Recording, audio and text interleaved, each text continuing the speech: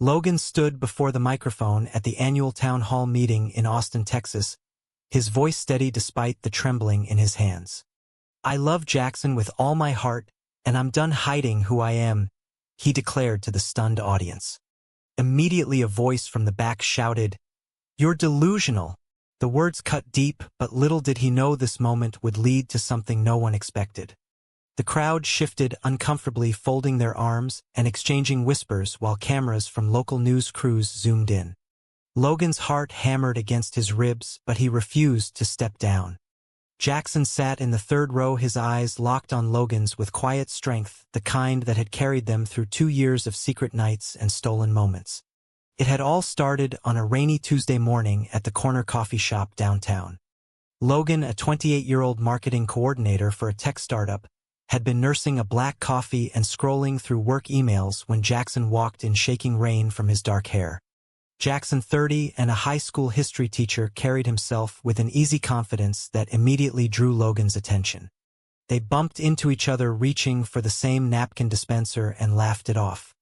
"Sorry man, didn't mean to steal your caffeine rescue," Jackson said, his smile warm and genuine.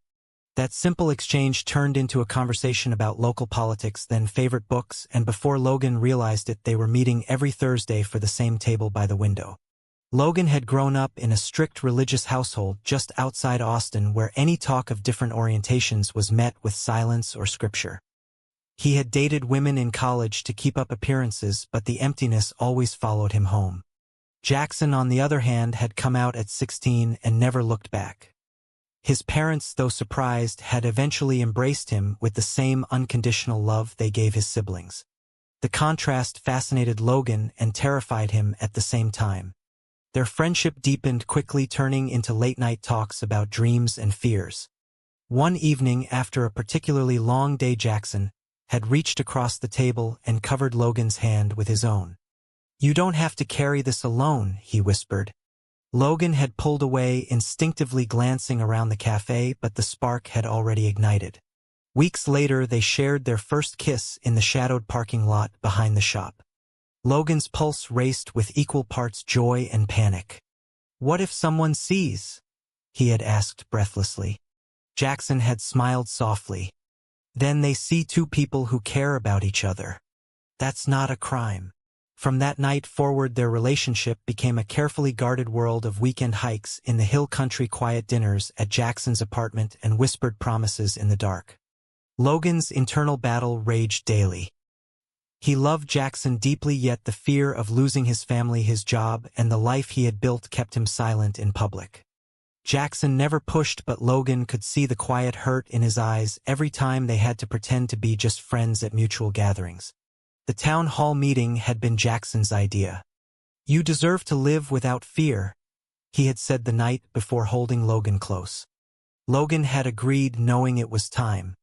Now, standing on that stage with the echo of Delusional still ringing in his ears, he felt the weight of every hidden year pressing down.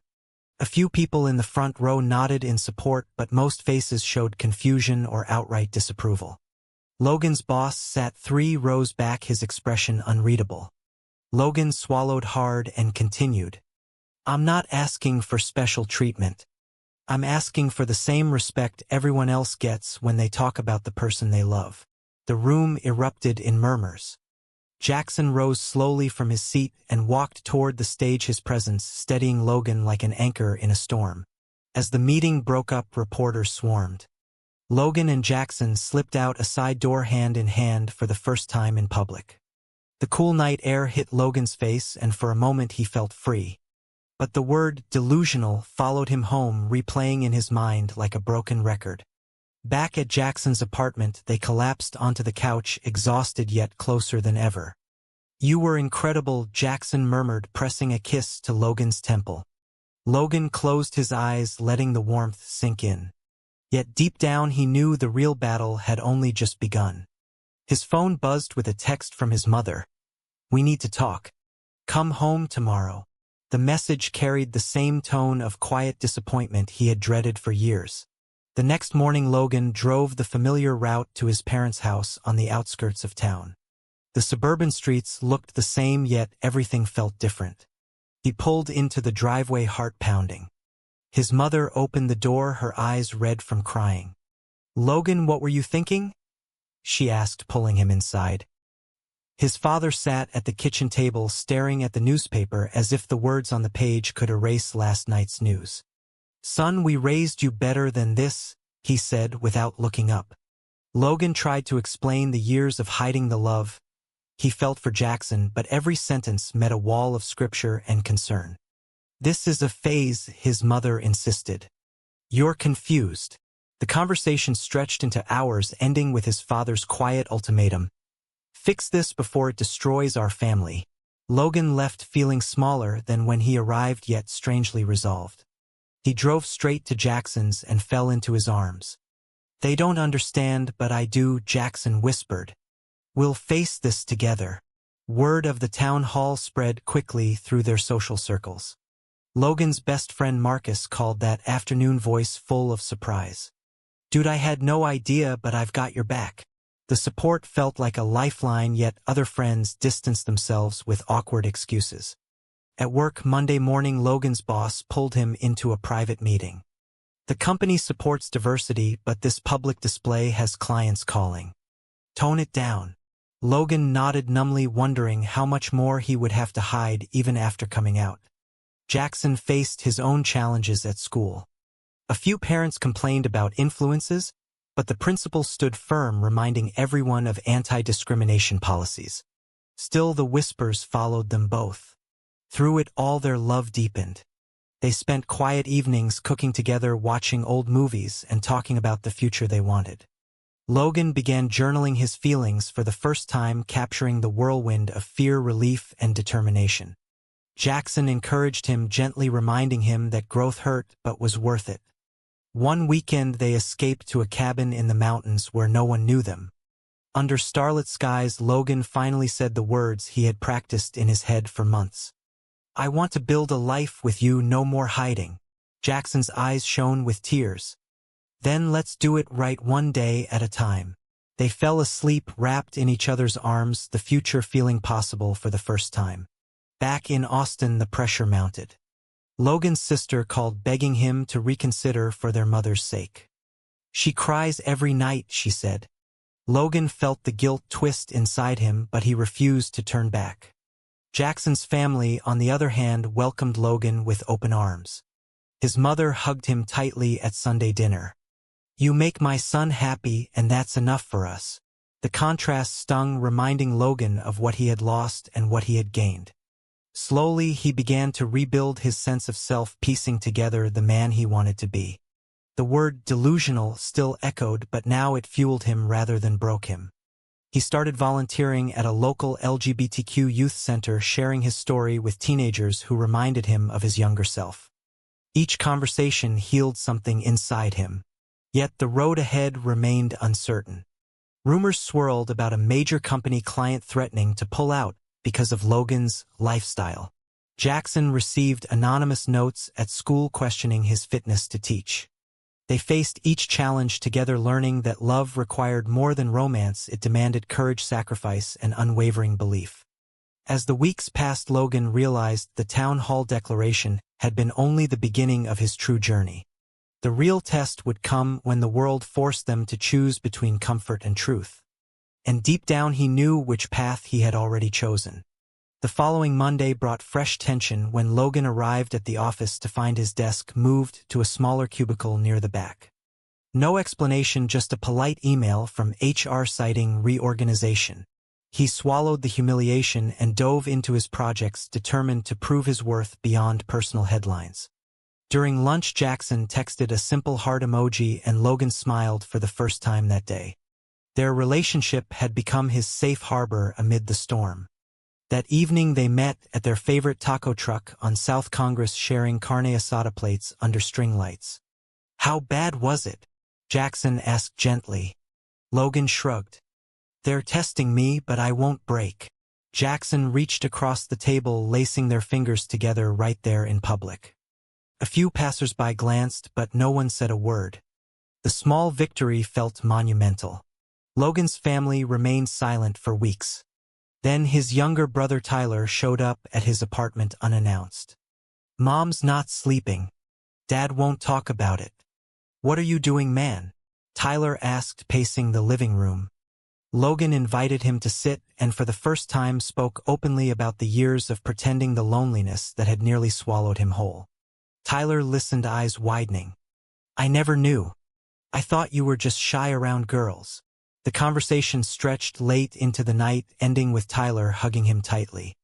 I don't get it all, but you're still my brother. I'll talk to Mom. The crack in the family wall gave Logan hope, though he knew rebuilding would take time. At the youth center, Logan led a group session for teenagers struggling with their identities. One boy named Alex reminded him so much of himself at 16, quiet, scared, and full of questions. Does it ever get easier? Alex asked after the meeting. Logan thought carefully. It gets different. The fear doesn't disappear, but you learn to carry it with pride. Jackson waited outside afterward, leaning against his car with 2 iced coffees. You're changing lives, he said, handing one over. They drove to the lake, watching the sunset paint the water gold. In that peaceful moment, Logan felt the first real shift inside him, the internal crisis easing into quiet strength. Misunderstanding struck unexpectedly the following weekend. Jackson's ex-boyfriend Ryan appeared at a mutual friend's barbecue uninvited. Ryan cornered Logan by the grill. You think you're the first guy he's tried to save? Jackson loves fixing broken people. The words landed like punches. Logan walked away, heart racing, but doubt crept in. That night he confronted Jackson. Did you tell him I was confused? Jackson's face fell. Ryan twists everything. I left him because he never respected my boundaries. You're not a project, Logan. You're my future. They talked until sunrise, clearing the air and emerging stronger. The incident taught Logan that past shadows could still reach them, but together they could face the light. Work pressure escalated when a major client requested Logan be removed from their account. His boss called him in. I'm sorry, but we have to let you go. It's not personal. Logan packed his things, numb. Driving home, he pulled over twice, fighting tears. Jackson met him at the door, pulling him into a fierce embrace. We'll figure this out. You're talented and the right door will open. They spent the evening updating resumes and dreaming aloud about starting their own small consulting firm one day. Jackson's steady belief became Logan's lifeline. The following week brought an unexpected opportunity. A local nonprofit focused on mental health for LGBTQ youth offered Logan a part-time role coordinating outreach programs. The pay was lower, but the purpose felt right. He accepted immediately. Jackson celebrated with homemade lasagna and a bottle of wine. This is where you belong, he said, raising his glass. Logan looked at the man across the table, realizing how much Jackson had sacrificed to patience, understanding, and unwavering support. Their love had matured from stolen moments into a partnership built on trust. Family reconciliation attempts continued in small ways. Logan's mother sent a text inviting him to Sunday dinner. Just you. He went alone, heart guarded. The meal was tense but civil. She asked careful questions about his job and Jackson, never using the word boyfriend. Logan answered honestly without pushing. As he left, she hugged him longer than usual. I'm trying, she whispered. Those 2 words carried more weight than any sermon. Logan drove home, feeling the first threads of healing. Meanwhile, Jackson dealt with his own professional fallout. A parent complained to the school board about inappropriate influences. The hearing lasted 3 hours, but Jackson's students showed up in solidarity, wearing rainbow pins. The board voted to keep him. That night, they danced in the kitchen to an old song, laughing until they cried. The victories felt hard-won, yet sweeter for the struggle. Through every challenge, Logan's internal growth became visible. He no longer flinched at public affection. He spoke openly at work events and community panels. Jackson watched with quiet pride. You're becoming the man I always saw in you, he said one quiet evening. Logan pulled him close, breathing in the familiar scent of his cologne. I couldn't have done it without you. Their bond deepened into something unbreakable, forged in fire and tenderness. Yet larger forces loomed. Rumors of a city-wide festival celebrating diversity reached them. Organizers invited Logan to speak. He hesitated, knowing the exposure could reopen old wounds. Jackson encouraged him. "This is your chance to turn the narrative." Logan agreed, setting the stage for the moment that would change everything. As they prepared, he felt the familiar mix of fear and excitement. The journey had been long, but the destination finally felt within reach. Little did they know the town that once branded him delusional was about to witness a blessing no one saw coming. The festival arrived on a perfect Saturday in late spring. Colorful banners fluttered along the downtown streets and booths lined the park selling handmade crafts and local food. Logan stood backstage adjusting his tie while Jackson squeezed his hand. "You've got this," Jackson whispered. The crowd numbered in the hundreds, families, friends, and curious onlookers. When Logan stepped onto the small stage, the microphone felt heavier than at town hall. He spoke about his journey, the fear, the liberation, and the power of living authentically. Applause rippled through the audience, but a few scattered boos reminded him not everyone had changed. After his speech, Logan and Jackson wandered the festival hand in hand, drawing glances both supportive and skeptical. They stopped at a booth selling handmade jewelry, where a vendor offered them matching silver bracelets engraved with the word courage. Logan slipped one onto Jackson's wrist, and Jackson did the same for him. The simple act felt like a vow renewed in daylight.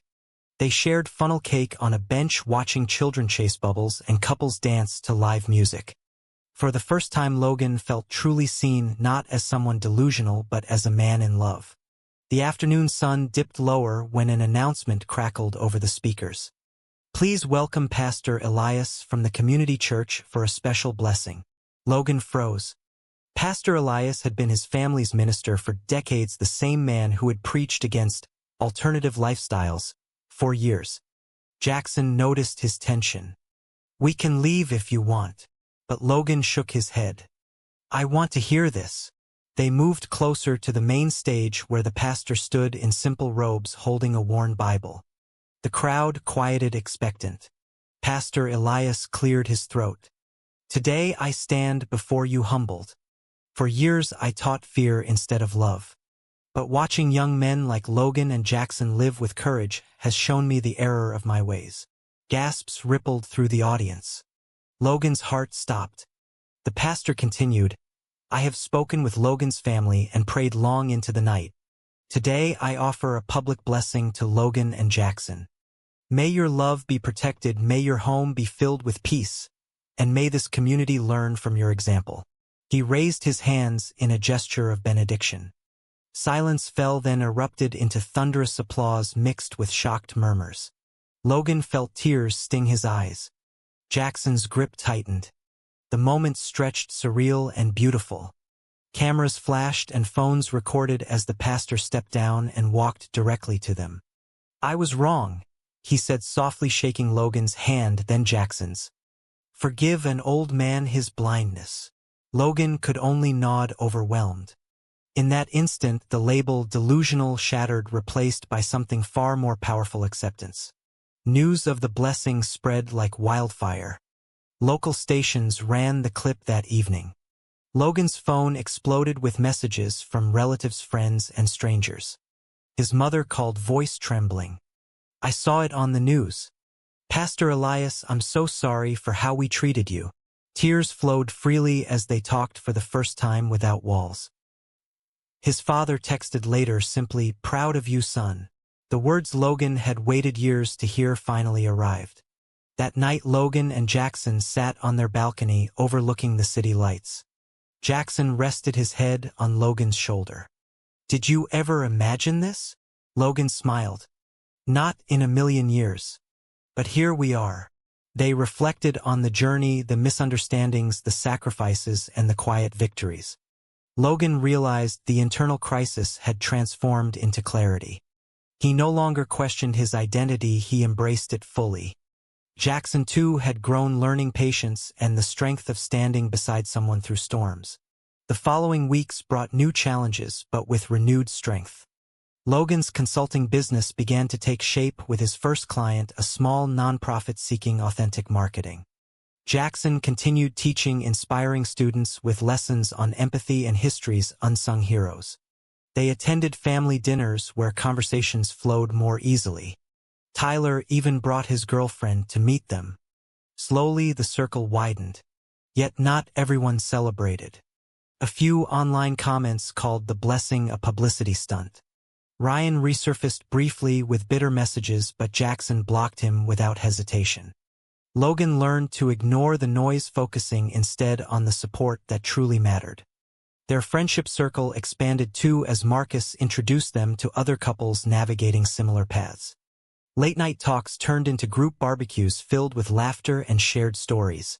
One quiet evening, Logan found Jackson in the kitchen staring at the silver bracelet. "What are you thinking?" Logan asked, wrapping his arms around him. Jackson turned, smiling softly. "How far we've come. And how much further we can go." They danced slowly to music, only they could hear the world outside fading away.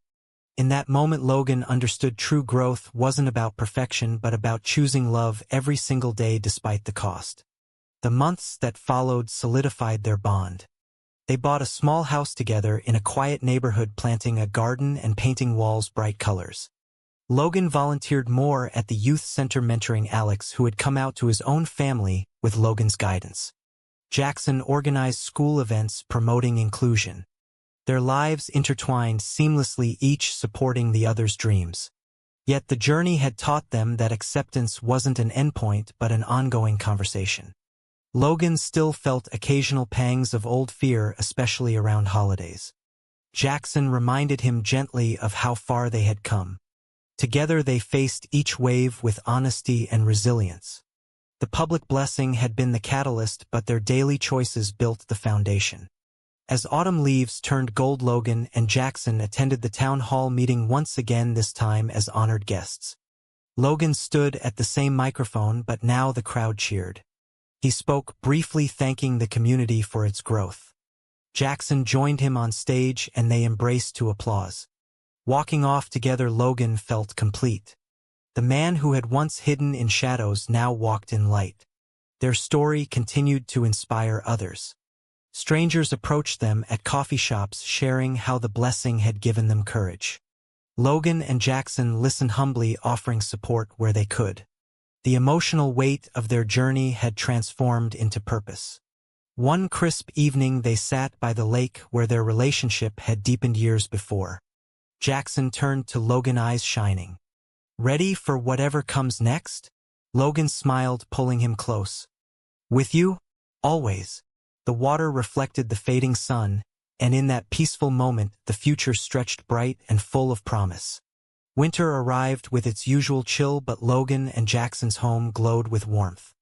They hosted their first holiday gathering, inviting both families and close friends. Logan's parents brought homemade pie and tentative smiles. Conversations remained careful, yet genuine laughter filled the rooms for the first time.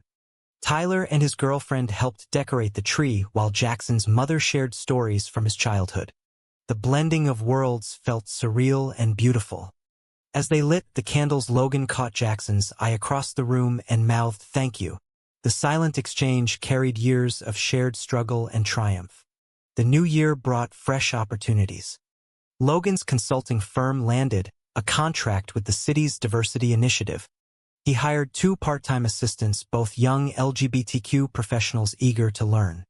Jackson received a promotion to department head at school, his inclusive curriculum now used as a model for other districts.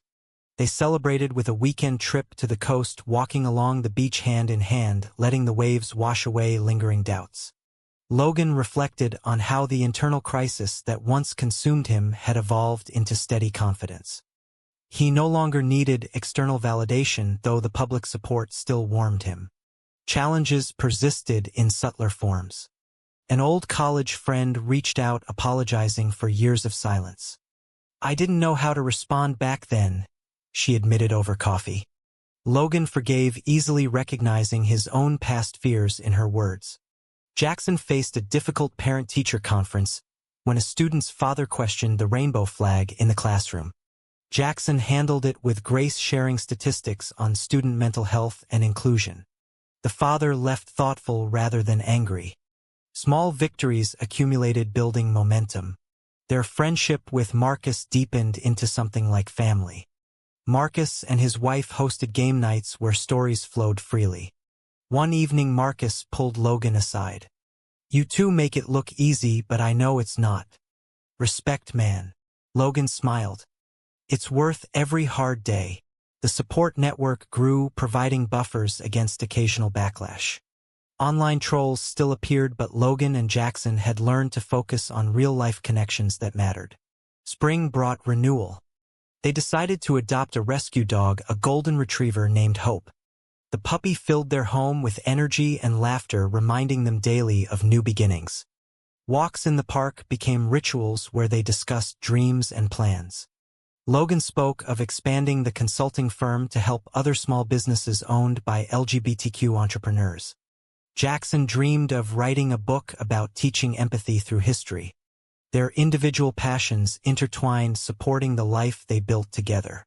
A surprise visit from Pastor Elias one Saturday afternoon caught them off guard. He arrived with a homemade casserole and an apology letter he had written months earlier but never sent. "I've been studying more, listening more," he explained over iced tea on the porch. "Your courage changed me." They talked for hours about faith, love, and growth. When he left, Logan felt another layer of healing settle into place. The man who had once symbolized rejection now represented possibility. Summer arrived with its long sunny days. They attended Pride events, this time not as nervous participants but as speakers and mentors. Logan shared his town hall story with a new generation of young people. Jackson stood beside him, proud and steady. The festival atmosphere buzzed with color and joy, yet they both remembered the quieter moments that had built their strength. In the evening, they watched fireworks from a hill overlooking the city. Jackson leaned into Logan. "Remember when we thought this day would never come?" Logan kissed his temple. "Now I can't imagine any other path." Their relationship continued to evolve. Date nights shifted from secret cafe meetings to open restaurant dinners where they held hands without hesitation. They traveled to visit Jackson's extended family in California, hiking through redwoods and sharing stories around campfires. Logan's family joined them for a weekend in Austin, creating new memories that replaced old pain. The sacrifices had been real: job loss, family tension, public scrutiny, but the rewards proved greater freedom, peace, and a love that felt unbreakable. Internal growth manifested in quiet ways. Logan no longer journaled out of desperation but out of gratitude. He read books on psychology and spirituality, sharing insights with Jackson during late-night talks. Jackson learned to express his own vulnerabilities, having spent years being the strong one. Their emotional balance deepened, creating a partnership where both could lean and lead. A moment of crisis tested them again when Logan's father suffered a mild heart scare. The family gathered at the hospital, Logan arriving first with Jackson right behind him. His mother hugged them both without reservation. In the waiting room, Logan held Jackson's hand openly. When his father woke, he looked at them and simply said, "Thank you for being here." The quiet acceptance meant more than grand gestures. Logan realized the journey had come full circle. Autumn returned, and with it, the anniversary of the town hall declaration. They marked the day quietly with a picnic in the same park where the festival blessing had occurred. Sitting under the same oak tree, they reflected on every step. "We didn't just survive," Logan said. "We thrived." Jackson smiled. "And we'll keep thriving." They exchanged new bracelets, this time engraved with the date of the blessing, a reminder of unexpected grace. Life settled into a rhythm of purpose and joy. Logan's firm grew, hiring more staff and expanding programs. Jackson published his first article on inclusive education, gaining recognition. They mentored younger couples, sharing lessons learned through trial and error. The community that once shunned them now sought their guidance. Logan felt the internal conflict that had defined his early years replaced by clarity and strength. Yet they never forgot the cost. They spoke openly about the importance of support networks and mental health. Logan continued volunteering at the youth center, watching Alex graduate and head to college with confidence. Each success reinforced their path. Jackson organized community workshops teaching parents how to listen without judgment. Their impact rippled outward quietly but powerfully. One crisp evening they sat on their porch watching Hope chase fireflies. Jackson turned to Logan, eyes full of love. "Whatever comes next, we face it together." Logan nodded, pulling him close. The stars above seemed brighter somehow. Their story was far from over, but every chapter had taught them the same truth: love, when chosen daily, could transform even the deepest wounds into sources of light. The second anniversary of the public blessing arrived on a warm October weekend. Logan and Jackson organized a small gathering at the youth center, inviting the teenagers they had mentored along with family and close friends. Tables overflowed with potluck dishes and laughter echoed off the walls. Pastor Elias attended again, this time bringing his wife, who hugged both men warmly. Logan's parents sat beside Jackson's family, sharing stories and inside jokes. The room brimmed with the kind of belonging Logan had once only dreamed about. As the evening wound down, he stood to speak. 2 years ago, I was called delusional for loving this man. Today, I stand here surrounded by proof that love wins. Applause rose, genuine and heartfelt. The next morning, they drove to the lake for a private celebration. Hope bounded ahead, chasing ducks while they unpacked a picnic. Jackson pulled a small velvet box from his pocket. "I've been carrying this for months, waiting for the perfect moment." Inside rested 2 simple titanium rings. Logan's breath caught. Jackson smiled. "Not a proposal yet, just a promise that I'm in this forever. Whenever you're ready, we'll make it official." Logan slipped the ring onto his finger, then did the same for Jackson. They sealed the promise with a kiss under the autumn sun, feeling the weight of their journey transform into forward momentum. Work continued to flourish. Logan's firm secured a grant to expand mentorship programs across Texas. He hired Alex as an intern, watching the young man grow into a confident advocate. Jackson's book on teaching empathy reached the final editing stage, with a publisher interested.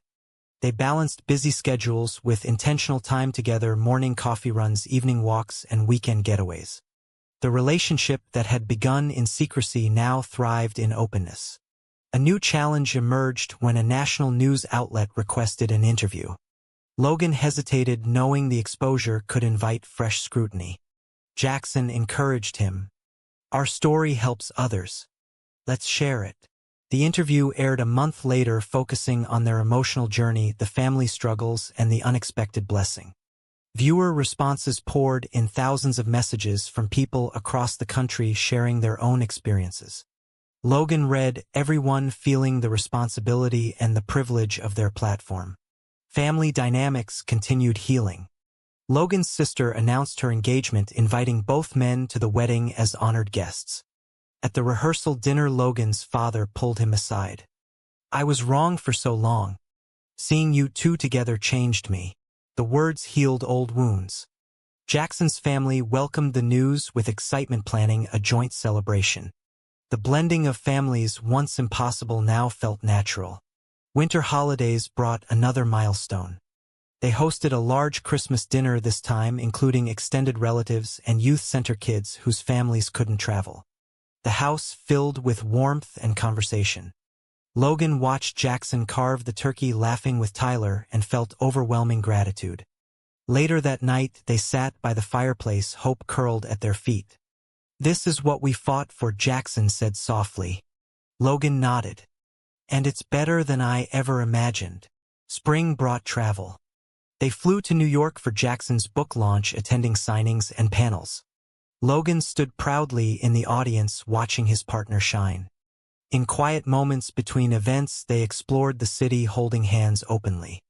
Central Park became their favorite spot for people watching and dreaming aloud.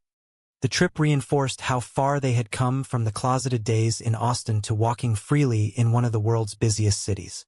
Back home, new opportunities waited. Logan was asked to speak at a national conference on LGBTQ workplace inclusion. He accepted, sharing stories of professional setbacks and eventual success. Jackson joined him, presenting on educational reform.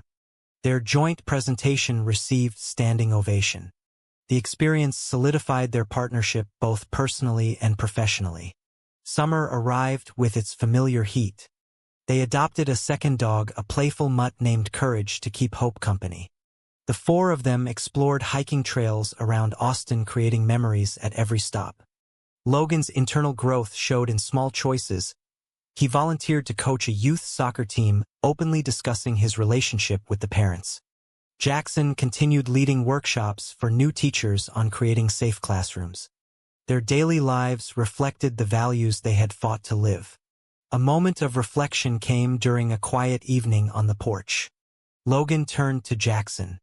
"If I could go back and tell my younger self one thing, it would be to trust the journey."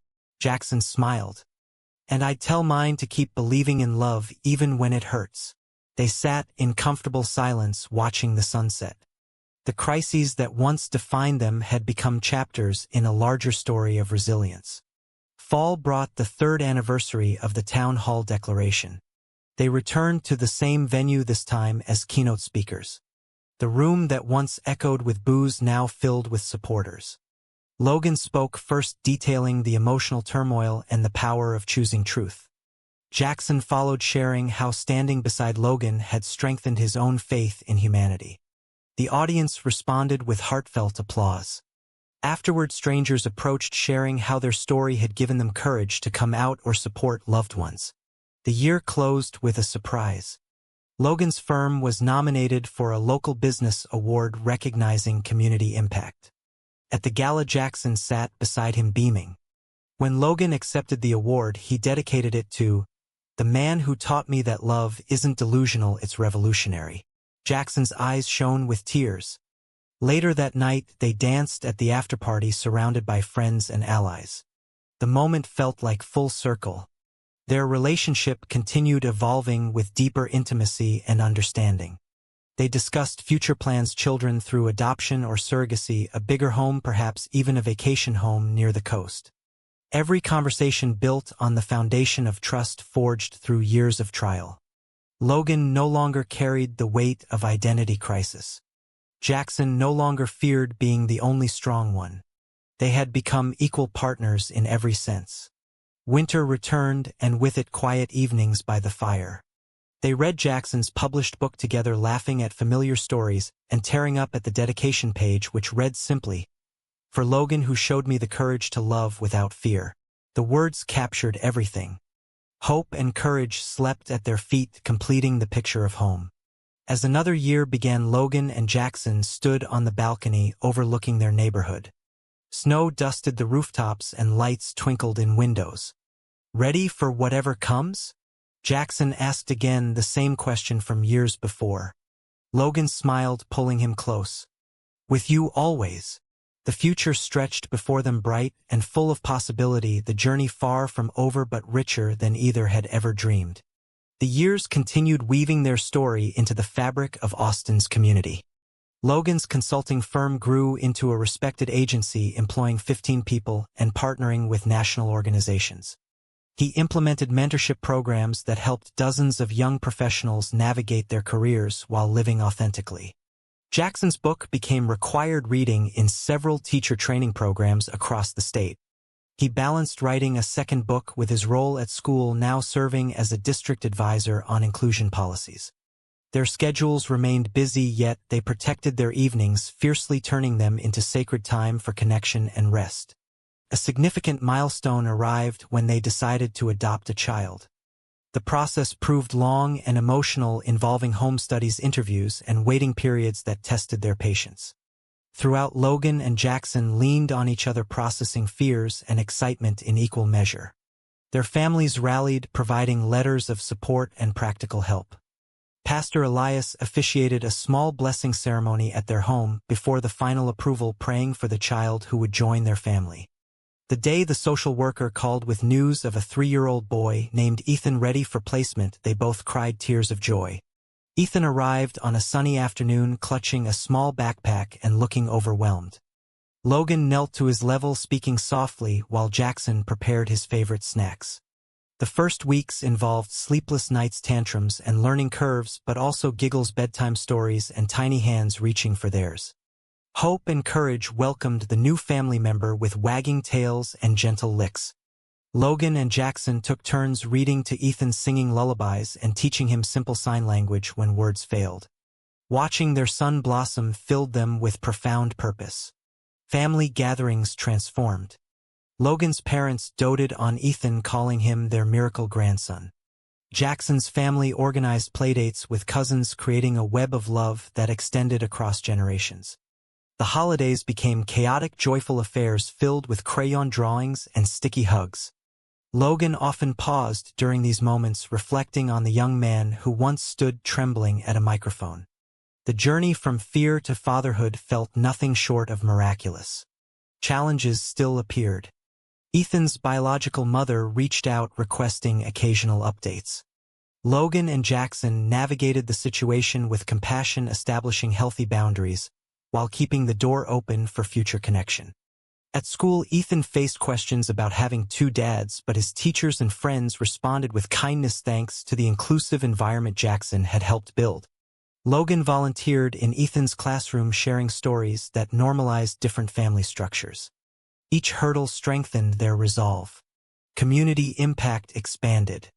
Logan and Jackson co-founded a nonprofit offering family support groups for LGBTQ parents. The program grew quickly, hosting workshops on communication, adoption, and navigating societal pressures. Teenagers from the youth center returned as volunteers, creating a full-circle moment that moved Logan to tears.